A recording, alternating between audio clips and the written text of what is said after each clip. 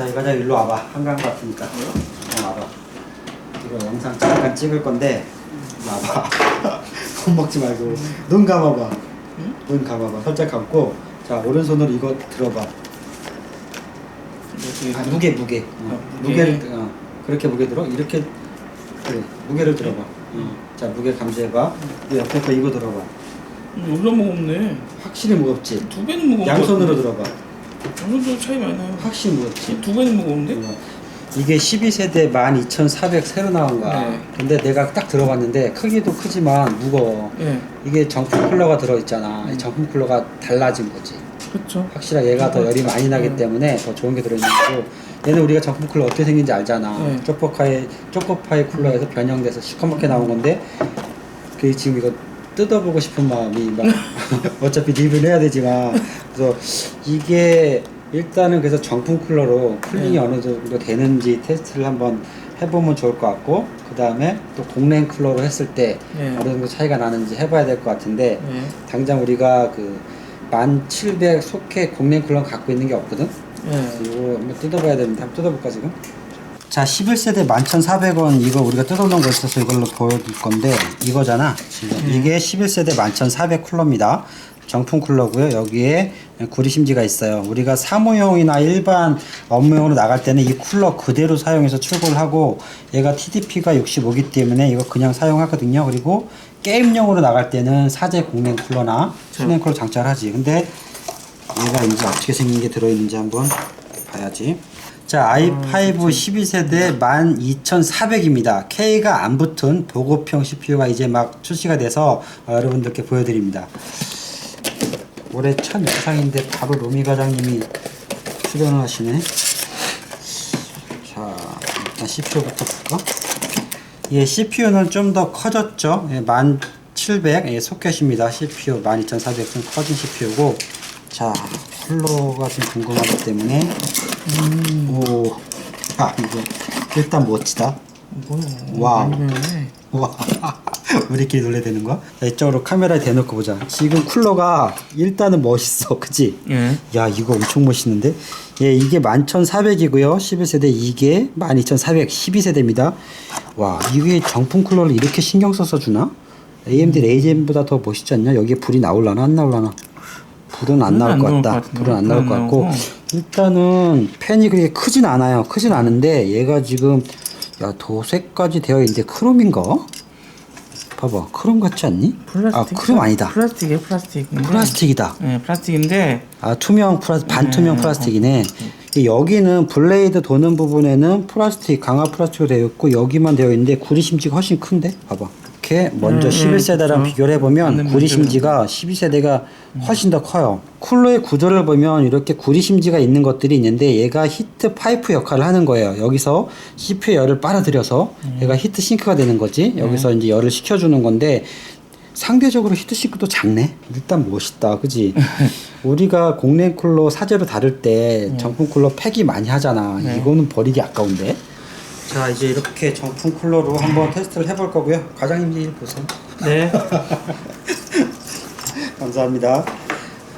자, 제가 12세대 이거 정품 받아보고 딱 들었는데, 저희가 조립할 때 제품을 굉장히 많이 들잖아요. 그래서 이렇게 11400 이거 항상 주는데 무게감이 전혀 달라서 과장님하고 한번 같이 열어봤어요. 그랬더니 아니나 다를까 너무 이쁜 쿨러가 들어가 있고, 이거 12000 이게 CPU가 주인공인데 지금 쿨러만 갖고 자꾸 얘기하네요.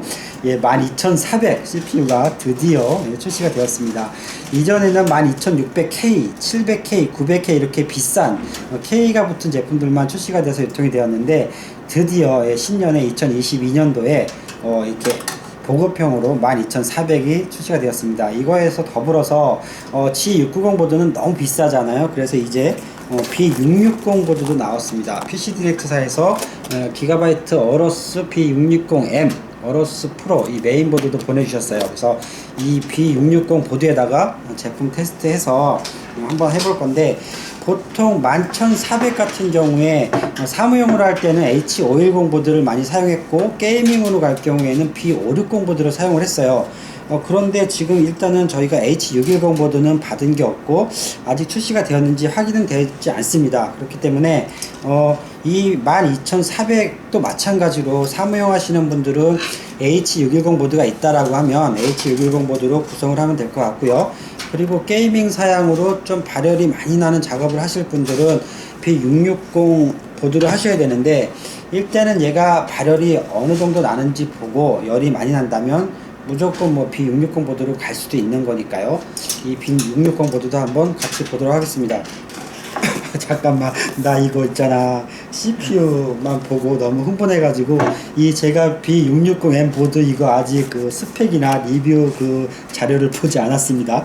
제가 공부 좀 하고 와서 이 메인보드 리뷰하고 조립해가지고 한번 테스트 영상 보여드리도록 하겠습니다. 잠시만 기다려주세요. 나 왜 이러냐. 안녕하세요. 컴바이컴 최 사장입니다. 여러분들 새해 복 많이 받으세요. 오늘 2022년도 첫 출근해서 영상을 촬영을 합니다. 오늘 월요일인데요. 영상이 나가는 날짜는 오늘 리뷰하는 인텔 CPU 엠바고가 풀리는 날짜일 거예요. 그런데 오늘 영상 찍는 날짜가 연초이기 때문에 새해 인사드립니다. 이 앞서 인트로가 좀 길었는데요. 앞서 인트로는 제가 2021년도 마지막 주 금요일에 찍은 인트로입니다. 이 CPU가 워낙 좀 덩치가 커졌고요. 케이스 박스가요, 덩치가 커졌고 묵직해서 쿨러 열어보느라고 인트로 좀 길게 찍었는데 그만큼 이슈가 될 부분이기도 합니다. 제가 오늘 이 CPU와 메인보드의 영상 일정 때문에 영상 제작을 하고 있는데 사실은 몸 상태가 그렇게 좋지는 않습니다. 목소리가 좀 좋지 않은 점도 양해를 좀 부탁드리고요. 여러분도 건강 챙기시고 올 한 해 건강하시기 바랍니다. 새해 소개시켜드리는 이 신상품이 정말 우리가 기대하던 제품이거든요. 그래서 오늘 이 CPU와 메인보드에 대해서 한번 설명하고 실제로 조립해서 세팅해갖고 어떤 퍼포먼스가 나오는지 한번 또 보도록 하겠습니다. 오늘 첫 번째 주인공은 인트로에서 보여드렸듯이 인텔 i5 CPU입니다. 12400인데요. 인텔 CPU 같은 경우에 12세대가 작년에 출시가 되었습니다. 그런데 왜 신상품이냐고 하면 신제품 12세대 인텔 CPU가 출시가 되면서 먼저 고사양균의 K자가 붙은 CPU들이 먼저 출시가 됐어요. 제일 높게는 12900K, 밑에는 12700K, i5 중에서는 12600K가 출시가 되었는데 이 K가 붙은 CPU들은 고클럭의 CPU들인데 가격이 높습니다. 거기다가 메인보드도 G690 계열의 메인보드를 사용해야 돼서 가격이 높기도 해서 많은 소비자분들이 찾는 그런 제품군은 아니에요. 물론 고사양들 원하시는 분들은 이미 많이 사용하고 계시지만 우리가 가장 많이 사용하는 제품군은 K자가 붙지 않은 제품군인데요. 11세대 같은 경우에는 인텔 12세대 11400이고요. 10세대 같은 경우에는 1400입니다. 그래서 K자 고클럭의 제품과 또 밑에 제품 중간에 가장 대중적으로 많이 사용되는 제품이 이 12400인데 이 제품이 드디어 출시가 됐습니다. 이 인텔 CPU에서 가장 중간 자리를 차지하고 있는 12400이 왜 중요하냐면요. 물론 가격적인 면도 있지만 성능적인 면에서 아래 위를 모두 아우르는 그런 사양을 가지고 있습니다. 이전 세대 11400도 마찬가지였고요. 예를 들어서 밑에 급 i3라던가 이런 것들은 사양이 좀 낮은 면도 있어서 사무용이나 이런 것들도 많이 사용을 하고 또 12700K나 높은 것들은 고사양이라 가격도 비싸서 게이밍이라던가 고난도의 작업용으로 많이 사용을 하는데 이 CPU 같은 경우에는 이쪽 사용자도 충족을 하고 사무용 사용자도 충족을 합니다. 다시 한번 설명드리면 뭐 게이밍을 하던 멀티 작업을 하던 가격이 부담되시는 분들은 이 CPU를 하고요. 또 사무용에서는 좀 고급 사무용 하실 분들은 또 이 CPU를 합니다. 또 게이밍 사양에서도 가장 기준이 되는 CPU가 이 12400이에요. K자가 붙지 않은 i5인 거죠. 전체 인텔 CPU 서열에서 중간을 차지하고 있기 때문에 아래 위로 모두 아우르는 그런 CPU입니다. 그래서 우리가 이 CPU를 많이 기다렸고요. 또 이 12400 가지고 조합을 이룰 경우에 G690 보드를 하시는 분들은 거의 없고요. 보통 이제 B660 보드나 H610 보드를 사용을 하게 될 건데 이 CPU를 가지고 사무용이나 아니면 보급형 게이밍 사양을 꾸미실 분들은 H610 보드를 주로 사용을 하고요. 또 고급 사양이나 게이밍 사양으로 가시는 분들은 B660 보드를 장착을 하게 됩니다. 그래서 아래 위 메인보드도 모두 어우르는 그런 CPU인 겁니다. 그래서 이 CPU가 정상적으로 유통이 되려면 B660 보드와 H610 보드가 또 유통이 잘 되어야 됩니다. 그래서 오늘 저희가 받은 보드는 B660 보드인데요. B660 보드 중에서도 기가바이트 B660M 어로스 프로입니다. 660 보드 중에서도 중상급 모델이라고 보시면 되고요. 이 어로스 프로 같은 경우에는 메인보드에 히트싱크가 좋아서 발열도 잘 잡아주는 그런 메인보드인데요. 오늘 이 12400 같은 경우에는 이전에 출시되었던 K자가 붙은 12600K나 700K나 이런 제품들보다 발열이 높지 않다라고 합니다. 물론 이제 확실한 데이터가 나온 건 없는데 저희도 테스트를 해봐야 됩니다. 저희도 이게 i5 CPU고요. 12400이라는 거 외에는 크게 데이터를 받은 게 없어요. 리뷰를 하면서 이렇게 데이터 없이 리뷰하는 경우는 없는데 그래서 바로 조합해서 세팅해보고 사양 보고 테스트 돌려보면 바로 사양은 알 수 있으니까요. 조립해서 퍼포먼스 부분을 확인하고 그때 제가 사양도 구체적인 사양도 다시 보여드리도록 하겠습니다. 그래서 시장에 유통 정보도 많이 없는데요. 이 CPU가 많이 풀릴지 또 밑에 CPU도 나왔는지 H610 보드도 같이 나왔는지 이런 거 아직 잘 모릅니다. 일단은 저희가 가지고 있는 받은 PC 디렉트사에서 제공해준 이 12400K와 기가바이트 어로스 B660M 프로 이 메인보드 가지고 오늘 리뷰를 할 겁니다. CPU는 앞서서 인트로에서 보여드렸듯이요. CPU 소켓은 당연히 LJ1700이고요. 구조는 이전에 저희가 12700K 보여드렸을 때하고 동일합니다. 다만 CPU 쿨러의 모양이 다른 걸 보셨고요. 열이 많이 나지 않는다고 했는데도 불구하고 이렇게 좋은 쿨러를 같이 기본으로 장착을 해줍니다. 그래서 이 쿨러 가지고 기본 쿨러 가지고 저희가 테스트를 돌릴 거예요. 그래서 발열이 기본 쿨러로 얼마나 나는지 한번 볼 겁니다. LJ1700의 12400 CPU인데요. 이제는 공랭 쿨러도 많이 나왔습니다. LJ1700을 지원하는 공랭 쿨러들도 보급형 쿨러들도 많이 있기 때문에 그런 쿨러를 사용해서 하셔도 될 것 같아요. 하지만 오늘 이 정말 멋지게 생긴 정품 쿨러가 있기 때문에 이걸로 오늘 테스트를 할 겁니다. 메인보드 스펙도 좀 설명드리고 그 다음에 조립해서 퍼포먼스 영상 한번 보도록 하겠습니다. PC 디렉트사에서 수입하고 유통하는 제품이고요. 기가바이트 어로스 B660M 어로스 프로 DDR4입니다. 12세대 CPU를 지원함에도 불구하고 아직까지는 DDR5 메모리가 정상 유통되지 않기 때문에 있어도 가격이 너무 비쌉니다. 그렇기 때문에 DDR4를 지원하는 메인보드이고요. DDR4를 지원하는 메인보드들도 있고 DDR5를 지원하는 메인보드들도 있는데 이 B660 보드들도 DDR5도 지원하는 메인보드가 나오는지는 아직 모르겠습니다. 왜냐하면 G690 보드도 DDR4랑 DDR5랑 메모리가 이제 서로 다른 메모리를 가지고 있는 메인보드들이 출시가 돼서 판매가 되고 있고요. 아직까지는 DDR5가 너무 비싸기 때문에 그렇게 DDR5 쪽은 선호하지 않고 계세요. 이 메인보드 기가바이트에서 이 어로스가 붙은 메인보드면 게이밍 사양이죠. 게이밍 사양의 메인보드라는 건 그만큼 발열이라던가 퍼포먼스가 좋은 메인보드라는 겁니다. 거기다가 프로자가 붙은 거면 어로스 뒤에 엘리트 붙은 게 있고 그 위에 게 이 프로자가 붙은 메인보드가 더 상급의 메인보드예요.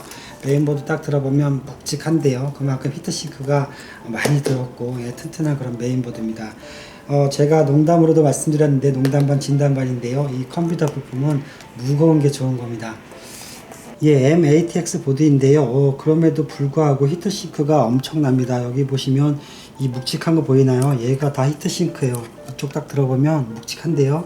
이쪽에 이제 페이저들이 있기 때문에 식혀주기 위해서 이렇게 큰 히트싱크가 있는 거예요.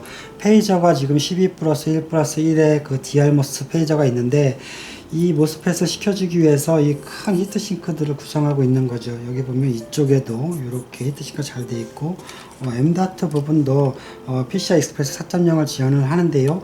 여기에도 방열판이 잘 되어 있습니다. 이 LJ1700 소켓은 이제 많이 보셨을 건데요. 이전 세대 LJ1200보다 더 길죠. P코어와 E코어로 구성된 12세대 CPU를 지원하기 위한 그런 소켓인데요. 모양이 길쭉해졌습니다. 소켓 4개고요. 메모리 소켓 32기가 4개 해갖고 풀뱅크 하면 128기가까지 되고요. 요즘 많이 사용하는 USB-C 타입 단자도 내부 지원을 하고요. 그리고 SATA 포트 이렇게 있고 지금 주요한 부분만 좀 설명을 드려볼 건데요. 여기 보시면 우리가 흔히 알고 있는 모스펫이 하나도 보이지 않습니다. 여기 보면 우리가 흔히 쉽게 말하는 콘덴서라는 것들이 여기 이렇게 보이는데 이 안쪽에 이 콘덴서 안쪽에 모스펫이 보입니다. 이 모스펫이 보이지 않을 정도로 히트싱크가 잘 가려서 열을 빨아주고 있는 거죠. 이렇게 제작하는 부분들이 굉장히 섬세하고 쿨링도 잘해주는 그런 부분입니다. 신경을 많이 쓴 부분이에요. CPU 전원단 같은 경우에도 8핀, 4핀 들어가고요. 메인보드 전원단. 후면 입출력 부분인데요. USB 단자가 굉장히 많습니다. USB 3.2 지원하고 C타입도 있고요. 여기 보시면 DP 포트, HDMI 단자가 있는데 내장 그래픽도 굉장히 성능이 올라갔기 때문에 오늘 이 사양도 내장 그래픽으로 테스트를 해볼 거예요. 이 인터넷 UTP 단자도 굉장히 고급진데요. 2.5기가까지 지원합니다. 엄청납니다. 자, 모르시는 분들 위해서 한 가지 더 설명드릴 건데요. 이 메인보드가 B660 메인보드잖아요. 왜 660이라고 하면 660이라는 인텔 칩셋이 이 안에 있는 거예요. 그럼 그 칩셋이 어디에 있느냐? 여기 있습니다. 이 칩셋도 발열이 있기 때문에 이 히트싱크로 덮여져 있는 건데요. 이 안에 중요한 B660의 칩이 이 안에 들어있는 거죠. 네, 그러면 케이스는 적용하지 않고 오픈된 상태에서 조립을 해서 테스트를 할 건데요. 메모리 같은 경우에는 올러와의 튜닝램이죠. 16기가짜리 파이어 2개짜리 메모리 사용할 건데 XMP가 적용이 되는 메모리고요. 이 메인보드 같은 경우에도 간단하게 인텔 XMP를 적용함으로 인해서 쉽게 메모리 오버클럭도 하실 수가 있습니다. 그렇기 때문에 그 작업도 해가지고 테스트를 할 거고요. 하드웨어 모니터 돌려가지고 작업하는 동안에 열이 얼마나 나는지, 실제 우리가 이 쿨러의 발열도 중요하니까요. 열이 얼마나 나는지 한번 보도록 하고, 시네벤치 R23 돌려가지고 이전 세대의 5600X하고 성능이 비슷하다고 하는데 실제 성능이 어떤지 시네벤치 R23 돌려가지고 성능 등급도 한번 보도록 하겠습니다. 오늘은 게임 테스트까지는 하지 않을 거고요. 그 정도 선에서만 테스트를 해보도록 하겠습니다. 그러면은 조립해서 테스트 영상으로 다시 뵙도록 하겠습니다. 다시 한번 목소리가 좋지 않은 점 양해 부탁드립니다. 감사합니다. 네, 조립 작업이 간단하게 완료가 되었습니다. 이렇게 오픈 조립으로 하기 때문에 조립이 금방 끝났어요. 케이스에 넣지 않으면 배선 작업 할 거가 없기 때문에 간단하게 끝납니다. 와, 지금 반짝반짝한 게 이쁜데요. 얘가 지금 공랭 쿨러가 사제 쿨러가 아닙니다. 인텔 정품 쿨러가 이렇게 지금 여기서 LED가 나오고 있진 않지만 마치 LED가 나오는 것처럼 이렇게 색깔이 이뻐요. 조명이 비쳐가지고. 그리고 이렇게 보면 카메라 지금 소리가 굉장히 민감한 카메라인데 조용합니다. 물론 지금 CMOS 상태에 있어서 열이 막 나는 상태는 아닌데요. 대략 30도 내의 온도를 가지고 있을 건데 굉장히 조용합니다. 그리고 옆에 이 이쁜 애는 올러와의 메모리예요. 튜닝램인데요. 올러와의 메모리가 이렇게 검정색 바디에다가 LED가 이렇게 나오는데 너무 이뻐요. 8기가짜리 2개 16기가고요. XMP가 적용되는 메모리인데 얘가 3600mm거든요. 그냥 메인보드에서 XMP 세팅만 딱 해주면 그냥 잡힙니다. 제가 바로 쉽게 보여드릴 건데 너무 간단해요. 일단은 조립된 거 먼저 보도록 하겠습니다. 이렇게 메인보드 좀 보면 지금 SSD 같은 경우에는 이 안에 들어가 있는데 보이지 않는데요. 삼성 980 프로 500기가 넣었어요. 좀 좋은 걸 넣었고, 메모리 올러와의 메모리 넣었고요. CPU는 당연히 i5 얘가 들어가 있습니다. 그리고 파워 같은 경우에도 넉넉하게 넣었는데요. 시소닉 A12700 파워로 장착을 한번 해봤습니다. 이 메인보드가 어느 정도 고급 메인보드인데요. 여기 보면 아까 설명드린 660 칩셋이 있다고 한 그 부분에, 히트싱크 이 밑에 부분에 얘가 지금 따뜻합니다. 여기서 열이 막 나는데요. 여기 LED가 은은하게 나오는데 너무 이뻐요. 얘가 밤에 보면 굉장히 이쁠 것 같은데요. 그리고 PCI 익스프레스 부분도 이렇게 스틸로 되어 있어서 요즘 그래픽 카드들이 워낙에 무거운 것들이 많잖아요. 튼튼하게 잘 잡아주게 되어 있고, 여기 NVMe 히트싱크도 커버가 잘 되어 있고요. 와, 엄청난데. 지금 아이들링 상태인데 여기 이렇게 손을 얹어보면 따끈따끈 좀 합니다. 뜨거운 건 아니고요. 미지근한데요. 얘가 지금 히트싱크가 머스펫에서 열을 잘 빨아들여서 식혀주고 있는 겁니다. 이쪽도 한번 만져볼까요? 여기 시원한데요. 이 구조가 제가 지금 옆에다 이렇게 손을 대고 있는데 CPU 쿨러 옆으로 바람이 잘 빠지고 있어요. 여기서 시원한 바람이 통풍이 되고 있습니다. 지금 저희 사무실이 겨울이라 난방을 하고 있어서 온풍기를 돌리고 있어서 좀 따뜻한 상태인데도 시원한 바람이 돌고 있고, CPU 쪽 전원단 여기 연결되어 있고요. 이 메인보드 괜찮은데, 오픈 조립 상태라 이렇게 스위치는 만들어 놨고요. 한번 화면 보도록 하겠습니다. 이렇게 화면이 나왔습니다. 기가바이트 CMOS인데요. 이지 모드입니다. 여기 보시면 B660M 어로스 프로 DDR4 이렇게 표기가 되어 있고요. 버전이 여기 12세대 인텔 i5 12400 이렇게 나와 있습니다. 예, CPU의 상태를 직관적으로 보여주고 있는데요. CPU 프리퀀시가 3991MHz, 예, 4기가대가 나옵니다. CPU 온도가 아이들링 상태에서 28도, 29도 왔다 갔다 하고 있고요. 지금 메모리 같은 경우에는 제가 XMP 적용을 하지 않았는데, 여기 보시면, 여기 볼까요? 예, 여기 있습니다. 여기 메모리가 8기가 두 개 세팅되어 있는데, 듀얼이잖아요. 여기 보면 XMP 디저블 되어 있습니다. 지금 XMP를 제가 한번 켜볼게요. 요것만 딱 키면, 예, XMP DDR4 3600 얘가 지금 CL 값인데요. 18, 22, 20, 38 바로 나오죠. 1.35 클럭도 올라가고요. 이렇게 간단하게 XMP 클릭만 해주면 이 튜닝 메모리의 성능을 그대로 다 가지고 옵니다. 너무 간단하죠. 예, 여기 SSD 삼성 980 프로 나와 있고, NVMe SSD M.2 4.0 나와 있고요. 예, 이전에는 CL 값을 잡아주거나 메모리 볼테이지 올려주거나 할 때 여러 번째 들어가서 뭐 복잡하게 해야 되는데, 정말 간단하게 메모리 정보를 불러와서 바로 예, 최대치의 성능으로 잡아줍니다. 윈도우 한번 부팅해 보도록 할게요. 예, 윈도우 부팅이 됐고요. 아직까지는 윈도우 10을 많이 사용하기 때문에 윈도우 10으로 테스트를 했고요. 예, 먼저 하드웨어 모니터 돌려가지고 CPU 정보 한번 보도록 하겠습니다. 오늘 저희가 CPU 정보 처음 보잖아요.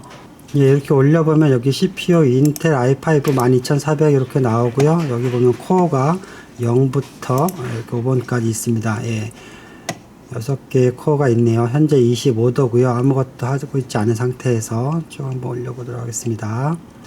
예, 클럭 부분에서 보면 0부터 5번까지 나와 있는데 대부분 이제 4기가대를 찍히고 있네요. 4기가대 CPU가 6개가 있고요. 얘가 지금 왔다 갔다 하는데, 예, 그러면 하드웨어 모니터 작동시켜 놓은 상태에서 시네벤치 한번 실행시켜서 점수 한번 볼 건데요. 시네벤치 한번 작동시켜 보겠습니다. 와, 이것도 빨리 뜨네. 예, 시네벤치 멀티코어 점수 한번 눌러보도록 하겠습니다. 예, 이 시네벤치는요, CPU의 점수를 보는 건데요. 기존의 다른 CPU와 어떤 등급과 어느 정도의 순위에 나오는지 그런 거 검사하는 거예요. 이 화면 전환되는 속도와 이거 완료되는 속도로 이렇게 육안으로도 이 속도를 알 수가 있는데, 지금 보면 굉장히 빠르게 전기가 되는 걸 볼 수 있어요. 빠른데? 온도가 지금 올라가는 것도 한번 보고요. 일단 시네벤치 끝나면 한번 점수 한번 보도록 하겠습니다. 잠깐 기다려 볼게요. 네, 시네벤치 테스트가 완료됐습니다. 생각보다 굉장히 빨리 끝났어요. 자세한 점수 한번 볼게요. 멀티코어 점수가 12316점 나왔는데요. 여기 순위를 한번 볼게요. 이렇게 보시면 여기에 붉은색으로 4번에 6코어 12스레드 이렇게 나와 있고, 12세대 인텔 i5 12400 나와 있는데, 여기 보시면 밑에 비교해야 될 만한 게 밑에 있는 건데, i9 이 9880H 9세대 i9보다 훨씬 더 빨라요. 예, 빠른 정도가 거의 뭐 3000 이상 빠른데요. 엄청납니다. 이게 지금 속도가 어마어마한데요. 와, 쭉 밑에 저 밑에 9번에 i7 7세대 i7 있는데 이거보다는 2배 이상 빠릅니다. 엄청난 속도를 가지고 있네요. 온도도 한번 볼까요? 온도가 얼마 나왔는지. 예, CPU 온도가 일반적으로 낮을 때 30도 내외 29도 이렇게 나왔는데, 시네벤치 돌렸을 때 최대치 올라간 게 87도, 83도 이렇게까지만 올라갔네요. 지금 CPU 보면 아직도 조용하게 돌아가고 있습니다. 이렇게 테스트 돌리는 동안에 제가 옆에 왔다 갔다 했는데도 이렇게 CPU가 왱하고 돈다거나 이런 게 없었거든요. 예, 조용히 쿨링을 잘 해줍니다. 와, 이거 괜찮은데요? 예, 시네벤치 외에도 플로드로 돌리는 테스트 프로그램들이 있는데, 예, 그거 돌리면 물론 열이 더 올라가겠지만, 이 시네벤치 정도 돌렸는데 온도가 30도대를 유지하고 있는 건 기본 정품 쿨러로요. 굉장히 쿨링을 잘 해주고 있는 거고요. 점수도 이만큼 나오고, 예, 조용하고 쿨러도 잘 되고, 괜찮습니다. 정품 쿨러 사용하셔도 될 것 같고, 이 12400이 이전에 나왔던 K 버전들보다 온도는 떨어져 있는데 성능은 예, 괜찮습니다. 와. 예, 테스트 다 완료됐습니다. 와, 성능이 엄청납니다. 아무리 이전 세대라고 하지만 i9, 예, 9세대 i9보다 무려 3000점이나 점수가 더 높고요. 아무리 이전 세대라고 하지만 i7보다 무려 2배, 예, 7세대 i7보다 무려 2배가 더 빠릅니다. 거기다가 조용하고요. 저 정품 쿨러가 굉장히 성능이 괜찮습니다. 그래서 뭐 게이밍 하시는 분들도 저 정품 쿨러 그냥 써도 될 것 같고요. 왜냐하면 지금 공랭 쿨러들이 LGA 1700으로 나온 공랭 쿨러들 보급형들이 그렇게 LGA 1700을 완벽하게 지원하지 않거든요. 그런데 저 쿨러 정말 괜찮습니다. 그래서 사무용 쓰실 분들은, 그냥 일반 작업하시는 분들은 당연히 저 쿨러 그냥 사용하시면 될 것 같고, 그리고 게임 하신 분들은 뭐 공랭 쿨러, 수냉 쿨러 이렇게 갈아타실 수가 있는데, 공랭 쿨러 하실 분들은 확실하게 좋은 쿨러를 하시고요. 수냉 쿨러 하실 분들은 당연히 더 이득을 보시겠죠. 정말 괜찮습니다. 뭐 성능면이라던가 쿨러 면이라던가 또 발열 걱정했던 부분들 다 해소가 된 것 같아요. 다만 한 가지 딱 바라는 점이 있다면, 당연히 가격이겠죠. 지금 11세대 11,400 같은 경우가 오히려 얘가 출시가 됐는데도 불구하고 가격이 조금 올랐습니다. 지금 24만원, 25만원 이렇게 거래가 되고 있는데, 얘가 가격만 잘 나온다면 정말 컴퓨터 쪽에서는 좀 효자 노릇할 것 같고, 많은 분들이 관심 가져주실 것 같습니다. 더불어서 메인보드에서 페이저를 시켜주는 히트싱크 부분에 계속 제가 손을 많이 대봤는데, 거기서 열이 계속 올라옵니다. 그렇기 때문에 메인보드도 또 굉장히 중요할 것 같아요. 이 CPU에서 고출력이 나올 때 그 고출력을 커버해주는 것들이 모스펫 페이저인데, 그 페이저들이 열을 많이 내거든요. 그럴 때 이걸 잘 시켜줘야 CPU의 성능을 제대로 잡아줄 수 있고 끌어올려줄 수 있는 겁니다. 그렇기 때문에 메인보드의 역할도 중요한데, 가능하면 이렇게 12400 하시는 분들 같은 경우에는 B660 보드 하시는 걸 좀 추천드려 봐야 될 것 같고요. 또 뭐 비용적인 면이나 또 이런 거 봐야겠죠. 저 보드도 아직 얼마에 나올지 우리가 알지 못하니까요. 그렇기 때문에 H610 보드들도 어떻게 히트싱크 부분들이 돼서 출시가 될지, 또 가격대가 어떨지 이런 것도 좀 지켜보면서 구성을 결정을 해야 될 것 같습니다. 오늘 우리가 많이 기다렸던 인텔 12세대 12400 CPU하고요. 메인보드죠. B660 보드. 우리가 B660 보드도 많이 기다렸거든요. 기가바이트사의 B660 어러스 프로 DDR4 메인보드도 리뷰를 해봤습니다. CPU와 메인보드 보내주신 PC 디렉트사에 다시 한번 너무나 감사드리고요. 원래 이렇게 신상품 리뷰할 때 좀 텐션도 올려주고, 또 가뜩이나 새해잖아요. 첫 영상인데 텐션을 많이 올려서 조금 활발하게 영상을 올려드렸어야 되는데, 죄송합니다. 원래 이럴 때는 영상을 찍는 게 아닌데 이 제품의 리뷰를 올리는 시점이 임박해서 빨리 제작을 해야 해서 여러분 좀 양해를 부탁드립니다. 좀 가라앉았고 목소리도 좀 듣기 불편하셨을 텐데 좀 들어주셔서 감사하고요. 앞으로 좀 더 건강한 모습으로, 밝은 모습으로 또 여러분들이 관심 갖는 좋은 제품들 가지고 리뷰 영상 준비하도록 하겠습니다. 감사합니다. 올해도 열심히 하겠습니다. 여러분 감사합니다. 차장이었습니다.